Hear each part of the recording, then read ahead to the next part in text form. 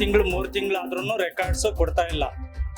ಒಂದು ಅರ್ಧ ಗಂಟೆನ ಇಲ್ಲ ಕಾಲ್ ಗಂಟೆನ ತೆಗಿತಾರೆ, ಮತ್ತೆ ಕ್ಲೋಸ್ ಮಾಡಿಬಿಟ್ಟು ಹೊರಟೋಗ್ತಾರೆ.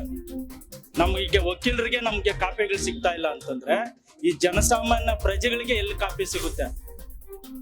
ಯಾಕೆಂತಂದ್ರೆ ಅವರು ಮಾಮೂಲಿ ಕೊಡ್ತಾರೆ, ಕೊಟ್ಬಿಟ್ಟು ಅವ್ರದ್ದೇನ್ ಬೇಕೋ ಅದು ಬೇಗ ರೆಡಿ ಮಾಡಿಸ್ಕೊಂಡು ಹೊರಟೋಗ್ತಾರೆ. ಆತ್ಮೀಯ ವೀಕ್ಷಕರೇ, ವೆಲ್ಕಮ್ ಟು ಸುಮನ್ ಟಿವಿ. ಚಿಕ್ಕಬಳ್ಳಾಪುರದ ತಾಲೂಕು ಕಚೇರಿಯನ್ನ ಮತ್ತು ನೋಂದಣಿ ಕಚೇರಿಯನ್ನ ಸರ್ಕಾರದವರು ಸಾರ್ವಜನಿಕರಿಗಾಗಿ ತೆರೆದಿದ್ದಾರೋ ಅಥವಾ ಮಧ್ಯವರ್ತಿಗಳಿಗಾಗಿ ತೆಗೆದಿದ್ದಾರೋ ಅನ್ನುವಷ್ಟು ಮಟ್ಟಕ್ಕೆ ಹದಗೆಟ್ಟಿದೆ ನಮ್ಮ ತಾಲೂಕು ಕಚೇರಿ ಮತ್ತು ನೋಂದಣಿ ಕಚೇರಿ.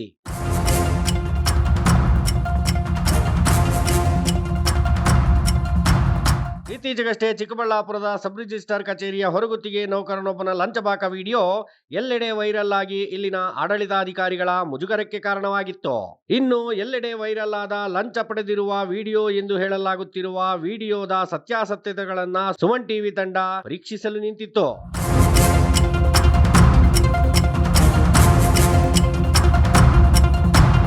ಸಬ್ ರಿಜಿಸ್ಟ್ರಾರ್ ಅನ್ನು ವೈರಲ್ ಆದ ವಿಡಿಯೋ ಕುರಿತು ಕೇಳಿದಾಗ ನಮಗೆ ಯಾವುದೇ ವಿಡಿಯೋದ ಬಗ್ಗೆ ತಿಳಿದಿಲ್ಲ. ಇನ್ನು ನಮಗೆ ಕಚೇರಿಯಲ್ಲಿ ಸಿಬ್ಬಂದಿ ಕೊರತೆ ಇರೋದ್ರಿಂದ ಹಲವರನ್ನ ಹೊರಗುತ್ತಿಗೆ ಆಧಾರದ ಮೇಲೆ ನೇಮಿಸಿಕೊಂಡಿದ್ದೇವೆ ಎಂಬ ಹಾರಿಕೆ ಉತ್ತರವನ್ನ ನೀಡಿದರು.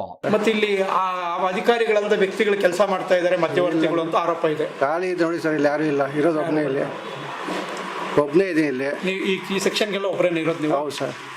ಹಾಗಾದ್ರೆ ನೀವು ಕೆಲಸ ಮಾಡೋಕ್ಕೂ ತೊಂದರೆ ಆಗ್ತಿದೆ ನೋಡಿ, ಒಬ್ಬರು ಇದೀವಲ್ಲ, ಏನು ಮಾಡೋಕ್ಕಾಗುತ್ತೆ? ಎಷ್ಟು ಕೆಲಸ ಮಾಡೋಕ್ಕಾಗುತ್ತೆ? AC ಮಾಡಬೇಕು, ಹಳೇದು ಮಾಡಬೇಕು, ನೀವು ಒಬ್ಬರೇ ಮಾಡಬೇಕು ಇದನ್ನೆಲ್ಲ. ವೈರಲ್ ಆದ ವಿಡಿಯೋದಲ್ಲಿರುವುದು ಹೊರಗುತ್ತಿಗೆ ಆಧಾರದ ಮೇಲೆ ಕೆಲಸ ಮಾಡುತ್ತಿರುವ ವ್ಯಕ್ತಿ ಅನ್ನೋದು ಅವರ ಮಾತಿನ ಉದ್ದೇಶವಾಗಿತ್ತು ಎಂಬುದು ನಮಗೆ ಸ್ಪಷ್ಟವಾಗಿತ್ತು. ಮುಂದುವರೆದು ನೋಂದಣಿಗೆಂದು ಕಚೇರಿಗೆ ಬಂದಿದ್ದ ಸಾರ್ವಜನಿಕರನ್ನ ನಮ್ಮ ಸುಮನ್ ಟಿವಿ ತಂಡ ಅಲ್ಲಿನ ಸೇವೆಗಳು ಹೇಗಿವೆ ಎಂಬುದರ ಬಗ್ಗೆ ಪ್ರಶ್ನೆಗಳನ್ನು ಕೇಳಿತ್ತು. ಇದಕ್ಕೆ ಉತ್ತರಿಸಿದ ಅಲ್ಲಿನ ಸಾರ್ವಜನಿಕರು, ಈ ನೋಂದಣಿ ಕಚೇರಿಯಲ್ಲಿ ಸಾರ್ವಜನಿಕರ ಯಾವ ಕೆಲಸ ಕಾರ್ಯಗಳು ಸಲೀಸಾಗಿ ನಡೆಯುತ್ತಿಲ್ಲ, ಕಚೇರಿಯ ತುಂಬಾ ಏಜೆಂಟರೇ ತುಂಬಿ ಹೋಗಿದ್ದಾರೆ.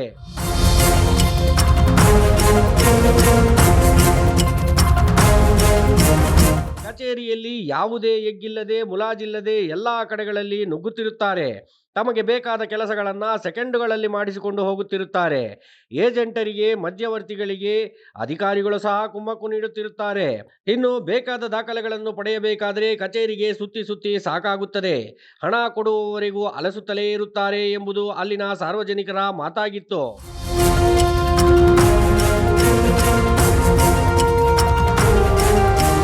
ಇಷ್ಟೆಲ್ಲ ಕಿತಾಪತಿಗಳು, ಅವಾಂತರಗಳು ನಡೆಯುತ್ತಿರುವ ಈ ಸಬ್ ರಿಜಿಸ್ಟ್ರಾರ್ ಕಚೇರಿಗೆ ಹೊಂದಿಕೊಂಡಂತೆ ಇರುವ ಒಂದೇ ಕಟ್ಟಡದಲ್ಲಿರುವ ತಾಲೂಕು ಕಚೇರಿಗೆ ಸಹ ನಮ್ಮ ತಂಡ ಭೇಟಿ ನೀಡಿತ್ತು.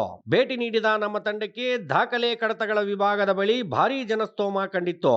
ಸರತಿಯಲ್ಲಿ ನಿಂತಿದ್ದ 70 ವರ್ಷದ ವಯಸ್ಕರನ್ನ ತಮ್ಮ ಸಮಸ್ಯೆಯನ್ನ ಕೇಳಿದಾಗ, ಸ್ವಾಮಿ, ನಾನು 6 ತಿಂಗಳಿನಿಂದ ಒಂದು ದಾಖಲೆಗಾಗಿ ಪ್ರತಿದಿನ ಬರುತ್ತಿದ್ದೇನೆ, ನಾಳೆ ಬಾ, ನಾಳಿದ್ದು ಬಾ, ಇನ್ನೆರಡು ದಿನ ಬಿಟ್ಟು ಬಾ ಅಂತ ಸತಾಯಿಸುತ್ತಿದ್ದಾರೆ ಬಿಟ್ಟರೆ ಯಾವುದೇ ಉಪಯೋಗವಾಗಿಲ್ಲ ಎಂದರು. ಚಿಕ್ಕನಾಥ್ನಲ್ಲಿ ಜಯಪ್ಪನ ನಮ್ದು ಸಾಗುವಳಿ ಎಲ್ಲ ಕೊಟ್ಟಿದ್ದಾರೆ. ನಮ್ಮ ಮಿಸ್ಸಸ್ಗೆ ನಮಗೆ ಜಂಟಿಯಲ್ಲಿ ಸಾಗುವಳಿ ಕೊಟ್ಟಿದ್ದಾರೆ. ಬೇರೆ ಹೆಸರಲ್ಲಿ ಪಾಣಿ ಕೊಟ್ಟವ್ರೆ. ಅದು ಅರ್ಜಿ ಕೊಟ್ಟು 6 ತಿಂಗಳಿಂದ ಓಡಾಡ್ತಾ ಇದ್ದೀನಿ. ಅಲ್ಲಿ ಭೂಮಿ ಮೇಲೆ ಹೋಗಿದ್ದಾರೆ, ಅವ್ರ ಮೇಲೆ ಇವ್ರ ಮೇಲೆ ಹೇಳ್ತಾ ಇದ್ದಾರೆ. ನಮ್ಮ ಕೆಲಸ ಮಾಡ್ತಾ ಇಲ್ಲ ಅವರು. ನಾವು ಮೊನ್ನೆ ಬಂದು ಕೇಳಿದ್ರೆ ಮಾಡ್ಕೊಡ್ತೀವಿ ಅಂತ ಮಾಡ್ತಾ ಇಲ್ಲ. 6 ತಿಂಗಳಿಂದ ಇದೇ ಕೆಲಸಕ್ಕೆ ಎಲ್ಲ ಕೆಲಸ ಕಾರ್ಯ ಬಿಟ್ಟು ಬರ್ತಿದ್ವಿ. ಅವ್ರ ಭೂಮಿ ಮೇಲೆ ಕೇಳಿದ್ರೆ ಅವ್ರ ಮೇಲೆ ಇನ್ನು ಬೇರೆಯವ್ರ ಮೇಲೆ ಹೇಳ್ತಾರೆ. ಅವ್ರಿಲ್ಲ, ಆಫೀಸರ್ ಇಲ್ಲ, ಆ ಜಿಲ್ಲೆಯಲ್ಲೆಲ್ಲ ಅವ್ರು ನೋಡಬೇಕು. ಅವ್ರು ಬರ್ತಾರೆ, ಅವಾಗ ಬಂದ್ರೆ ಮಾಡ್ಕೊಳ್ಳಿ ಅಂತಾರೆ. ಅವ್ರು ಫೋನ್ ಮಾಡಿದ್ರೆ ಅವ್ರು ಫೋನ್ ಇಶ್ಯೂ ಮಾಡ್ತಾ ಇಲ್ಲ.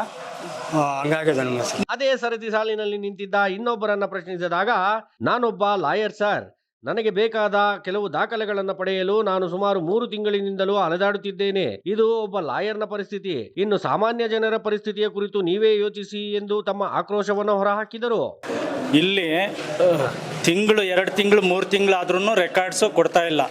ಈಗ ಮತ್ತೆ ಬೆಳಗ್ಗೆ ಬಂದು ಯಾವಾಗ ಒಂದು ಟೈಮು ಒಂದು ಅರ್ಧ ಗಂಟೆನ ಇಲ್ಲ ಕಾಲ್ ಗಂಟೆನ ತೆಗಿತಾರೆ, ಮತ್ತೆ ಕ್ಲೋಸ್ ಮಾಡಿಬಿಟ್ಟು ಹೊರಟೋಗ್ತಾರೆ.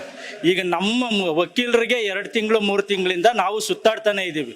ನಮಗೆ ವಕೀಲರಿಗೆ ನಮಗೆ ಕಾಪಿಗಳು ಸಿಗ್ತಾ ಇಲ್ಲ ಅಂತಂದ್ರೆ ಈ ಜನಸಾಮಾನ್ಯ ಪ್ರಜೆಗಳಿಗೆ ಎಲ್ಲಿ ಕಾಪಿ ಸಿಗುತ್ತೆ? ಈಗ ಇದರಲ್ಲಿ ಕೆಲವರು ಇವರು ಇದ್ದಾರೆ, ಈ ರಿಯಲ್ ಎಸ್ಟೇಟು ಇನ್ನೊಂದು ಮತ್ತೊಂದು ಮಾಡೋರು, ಅವ್ರು ಬೆಳಗ್ಗೆ ಹಾಕಿದ್ರೆ ಸಂಜೆ ಅಷ್ಟೊತ್ತಿಗೆ ಕಾಪಿಗಳು ರೆಡಿ ಆಗುತ್ತೆ. ಯಾಕೆ ಅಂತಂದ್ರೆ ಅವರು ಮಾಮೂಲಿ ಕೊಡ್ತಾರೆ, ಕೊಟ್ಬಿಟ್ಟು ಅವ್ರದ್ದು ಏನು ಬೇಕೋ ಅದು ಬೇಗ ರೆಡಿ ಮಾಡಿಸ್ಕೊಂಡು ಹೊರಟೋಗ್ತಾರೆ. ಈ ತರ ಸಮಸ್ಯೆ ಆಗ್ತಾ ಇದೆ ಸರ್. ರೆಗ್ಯುಲರ್ ಆಗಿ ಸಂಜೆ ಬೆಳಗ್ಗೆ ಒಂದು 10ರಿಂದ ಸಂಜೆ ಒಂದು 5:30 ಓಪನ್ ಮಾಡಿದ್ರೆ ಎಲ್ಲರಿಗೂ ಡಾಕ್ಯುಮೆಂಟ್ ಸಿಗುತ್ತೆ, ಬರ್ತಾರೆ, ಯಾರಿಗೋ ಬೇಕಾಗಿರೋರು ತಗೊಟ್ಟು ಕೊಡ್ತಾರೆ, ಹೋಗ್ತಾ ಇರ್ತಾರೆ. ಈ ತರ ಸಮಸ್ಯೆ ಇದೆ ಸರ್. ಇದನ್ನೆಲ್ಲ ಆಲಿಸಿದ ನಮ್ಮ ತಂಡಕ್ಕೆ ಸಬ್ ರಿಜಿಸ್ಟ್ರಾರ್ ಕಚೇರಿಗಿಂತ ತಾಲೂಕು ಕಚೇರಿಗೆ ಯಾವುದೇ ಭಿನ್ನತೆ ಇಲ್ಲ. ಎರಡೂ ಕಚೇರಿಗಳಲ್ಲಿ ಮಧ್ಯವರ್ತಿಗಳ ಹಾವಳಿ ಮಿತಿಮೀರಿ ಹೋಗಿದೆ. ಸಣ್ಣ ಕೆಲಸಗಳಿಂದಿಡಿದು ಯಾವುದೇ ಕೆಲಸಗಳಿಗಾಗಲಿ ಈ ಮಧ್ಯವರ್ತಿಗಳ ಮೂಲಕ ಹೋದರೆ ಮಾತ್ರ ಆಗುತ್ತದೆ ಎಂಬ ವಿಚಾರ ನಮ್ಮ ಗಮನಕ್ಕೆ ಬಂತು. ತಾಲೂಕು ಕಚೇರಿಯ ಈ ಅವ್ಯವಸ್ಥೆಗಳ ಕುರಿತು ಗ್ರೇಡ್ 2 ತಹಶೀಲ್ದಾರರಾದ ಶ್ರೀ ರಶ್ಮೀರವರನ್ನು ಮಾತನಾಡಿಸಿದಾಗ ನನ್ನ ಬಳಿ ಯಾವುದೇ ದೂರು ಬಂದಿಲ್ಲ. ಆ ರೀತಿ ಯಾರಾದರೂ ಬಂದು ನನ್ನ ಬಳಿ ದೂರು ನೀಡಿದಾಗ ನಾನೇ ಖುದ್ದು ಹೋಗಿ ಸಮಸ್ಯೆಯನ್ನ ಬಗೆಹರಿಸಿದ್ದೇನೆ ಎಂದು ಹೇಳಿ ಧನ್ಯವಾದಗಳನ್ನು ಅರ್ಪಿಸಿ ಸುಮ್ಮನಾದರು. ಇಲ್ಲಿ ನಾನು ಗ್ರೇಡ್ 2 ತಹಸೀಲ್ದಾರ್ ಆಗಿರೋದ್ರಿಂದ ರೆಕಾರ್ಡ್ ರೂಮ್ ಇನ್ಚಾರ್ಜ್ ನನಗೆ ಬರೋದ್ರಿಂದ ಯಾವುದೇ ಸಮಸ್ಯೆ, ಇವಾಗ ಜನ ನನ್ನವರೆಗೂ ಬಂದು ದಾಖಲೆ ಸಿಗ್ತಾ ಇಲ್ಲ, 6-7 ತಿಂಗಳಿಂದ ಸತಾಯಿಸ್ತಾ ಇದ್ದಾರೆ ಅಂದಾಗ ನಾನು ಅಲ್ಲೇ ಅರ್ಜಿ ಮೇಲೆನೆ ನಾನು ಸಹಿ ಹಾಕಿ ಇವತ್ತೇ ಕೊಡಬೇಕು, ಇಶ್ಯೂ ಮಾಡಬೇಕು. ಇವಾಗ 26th ಮೇ ನನ್ನ ಹತ್ರ ಬಂದಿದ್ದಾರೆ, ಈ ತರ ಕೊಟ್ಟಿಲ್ಲ, 3-4 ತಿಂಗಳಾಗಿದೆ ಅಂತಂದ್ರೆ ನಾನು ಅರ್ಜಿ ಮೇಲೆನೆ ಬರೀತಿದ್ದೀನಿ, like the certified copy should be issued by today itself ಅಂತ. ಬೇಕಾದ್ರೆ ನೀವು ಜನರ ಹತ್ರನೂ ಅದನ್ನ ಎನ್ಕ್ವೈರಿ ಮಾಡ್ಕೋಬಹುದು. ಸೊ ಅಂತ ಟೈಮಲ್ಲಿ ನನ್ನಿಂದ ಸಹಿ ಆಗಿ ಬಂದಿದೆ ಅನ್ನೋದು ಎಲ್ಲಾನು ಕೊಟ್ಟಿದ್ದಾರೆ. ಕೊಟ್ಟಿಲ್ಲ ಅಂದಾಗ ನಾನು ಆಕ್ಷನ್ ತಗೊಂಡಿದ್ದೀನಿ. ಅಂಡ್ ಏನಾದ್ರೂ ಬೇರೆ ಕಂಪ್ಲೇಂಟ್ಸ್ ಇದ್ದಾಗ ನಾವು then and there itself solve ಮಾಡಕ್ಕೆ ಟ್ರೈ ಮಾಡಿದೀವಿ. ಅಂಡ್ ರಿಯಲ್ ಎಸ್ಟೇಟ್ ಅವ್ರಿಗೆ ಕೊಡ್ತಾ ಇದ್ದಾರೆ, ಬೇರೆಯವ್ರಿಗೆ ಕೊಡ್ತಾ ಇಲ್ಲ ಅನ್ನೋದನ್ನ ಅದ್ ನನ್ ಗಮನಕ್ಕೆ ಬಂದಿದ್ದೆಲ್ಲಾನು ನಾನು ಸಾಲ್ವ್ ಮಾಡಿದ್ದೀನಿ. ನಾನು ಮನವಿ ಮಾಡೋದು ಏನು ಅಂತ ಅಂದ್ರೆ, ನಿಮ್ಗೆ ಏನಾದ್ರೂ ಸಮಸ್ಯೆ ಇದ್ರು ಯಾರೇ ಆಗ್ಲಿ, ನಮ್ಮ ಸ್ಟಾಫ್ ಇಂದ ಏನಾದ್ರೂ ಸಮಸ್ಯೆ ಇದ್ದಾಗ ನನ್ನ ಹತ್ರ ಬನ್ನಿ. ನಿಮ್ಗೆ ಸಿಗ್ತಾ ಇಲ್ಲ ಅಂದಾಗ ದಾಖಲೆ ಕೊಡಿಸೋ ಜವಾಬ್ದಾರಿ ನಂದಾಗಿರುತ್ತೆ. ಬಡವರು, ಬಲ್ಲಿಗರು, ನಿರ್ಗತಿಕರು, ನಿಸ್ಸಹಾಯಕರು ಅನ್ನೋ ಯಾವುದೇ ಮಾನದಂಡವಿಲ್ಲದೆ ಎಲ್ಲರನ್ನೂ ಒಂದೇ ರೀತಿ ರಕ್ತ ಹೀರುವ ತಿಗಣೆಗಳ ಹಾಗೆ ಹಣ ಪೀಕುವುದೊಂದೇ ಕಾಯಕವಾಗಿದೆ ಇಲ್ಲಿನ ಎಲ್ಲಾ ಕೆಲಸಗಾರರದ್ದು ಎಂಬ ಆಕ್ರೋಶ ಅಲ್ಲಿನ ಸಾರ್ವಜನಿಕರದ್ದು.